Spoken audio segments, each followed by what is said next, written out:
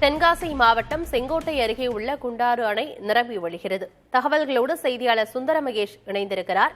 என்ன விவரம் சுந்தர மகேஷ்? ஆனந்தி, தென்காசி மாவட்டம் செங்கோட்டை அருகே அமைந்துள்ள குண்டாறு அணையானது 36.10 கண்ணாடி அடி கொள்ளளவு கொண்டது. இந்த அணையானது ஒருங்கிணைந்த திருநெல்வேலி தென்காசி மாவட்டங்களாக இருக்கும்போது கூட முதலில் நிரம்பும் அணை என்று பெயர் பெற்றது. தற்போது தொடரும் மழையின் காரணமாக தற்போதும் இந்த அணையானது முழு கொள்ளளவை எட்டி நிரம்பி வருகிறது. இந்த வடிகால்கள், அதாவது இந்த மறுகால் என்பது தொடர்ந்து தண்ணீர் வெளியேறி வரும் அழகை காண்பதற்காகவே இங்கு சுற்றுலா பயணிகள் வருகை என்பது அதிகரித்து காணப்படும்.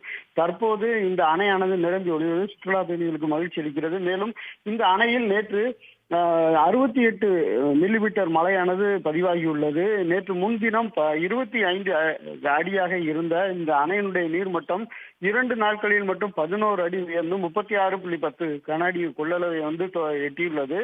இதன் காரணமாக அணை நிரம்பி வருகிறது. அணைக்கு சுமார் 1000